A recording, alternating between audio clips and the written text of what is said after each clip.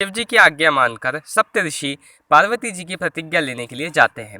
ऋषियों ने वहां जाकर पार्वती को कैसी देखा मानो मूर्तिमान तपस्या ही हो। मुनि बोले, हे शैल कुमारी सुनो, तुम किस लिए इतना कठोर तप कर रही हो?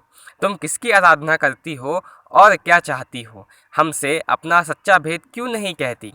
पार्वती ने कहा, बात कहते मन बहुत सकुचाता है। आप लोग मेरी मूर्खता सुनकर हंसेंगे। मन ने हट पकड़ लिया है, वह उपदेश नहीं सुनता, वह जल पर दीवार उठाना चाहता है। नारद जी ने जो कह दिया उसे सत्य जानकर मैं बिना ही पंख के उड़ान भरना चाहती हूँ। हे मुनियों, आप अज्ञान तो देखिए कि मैं सदा को ही बनाना हूँ।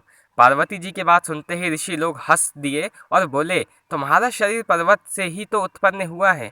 भला कहो तो नारद का उपदेश सुनकर आज तक किसका घर बसा है? उन्होंने जाकर दक्ष के पुत्रों को उपदेश दिया था, जिससे उन्होंने फिर लौटकर घर का मुंह भी नहीं देखा। चित्रकेतु के घर को नारद ने ही चौपट किया था और फिर यही हाल हिरण्यकश्यप का हुआ। जो स्त्री पुरुष नारद की सीख सुनते हैं वे घर बार के अलावा अवश्य ही भिखारी हो जाते हैं। उनका मन तो कपटी है, शरीर पर सज्जनों के चिन्ह हैं। वे सभी को अपने समान बनाना चाहते हैं।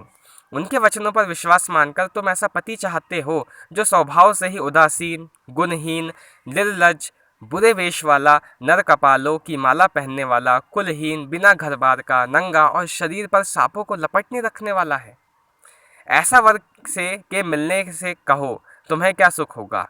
तुम उस ठग नारद के बहकावे में आकर खूब भूली। पहले पंचों के कहने से शिव ने सती से विवाह किया था, परंतु फिर उसे त्याग कर मरवा डाला। अब शिव को कोई चिंता नहीं रही, भीख मांगकर खा लेता है और सुख से सोते हैं। ऐसे स्वभाव से ही अकेले रहने वालों के घर भी भला क्या कभी स्त्रियां टिक सकती है? अब भी हमारा कहाँ मानो, हमने तुम्हारे लिए अच्छा वर विचारा है। वह बहुत ही सुंदर, पवित्र, सुखदायक और सुशील है, जिसका यश और लीला वेद गाते हैं। वह दोषों से रहित, सारे सद्गुणों की राशि, लक्ष्मी का स्वामी और वैकुंठपुरी का रहने वाला है। हम ऐसे वर को लाकर तुमसे मिला देंगे। यह सुनते ही पार्वती जी हंसकर बोली, आपने यह सत्य ही कहा कि मेरा यह शरीर पर्वत से उत्पन्न हुआ है, इसलिए हट नहीं जाएगी। शरीर भले ही छूट जाए। सोना भी पत्थर से ही उत्पन्न होता है, सो वह जलाए जाने पर भी अपना स्वभाव सोने की परत को नहीं जाने देता। अब मैं नारद जी के वचनों को नहीं जाने दूंगी, चाहे घर बसे या नहीं। इससे मैं नहीं डरती। जिसको गुरु के वचनों में विश्वास नहीं, उसको सुख और सिद्धि स्वप्न में भी सुगम नहीं हो सकती। माना कि महादेव जी अवगुणों के भवन है और विष्णु समस्त सद्गुणों के धाम है, पर जिसका मन जिसमें रम गया उसको उसी से काम है।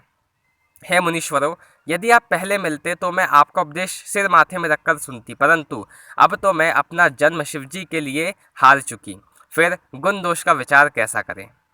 यदि आपके हृदय में बहुत ही हट है और विवाह की बातचीत बरेखी किए बिना आपसे रहा ही नहीं जाता, तो संसार में वर कन्याएं बहुत हैं।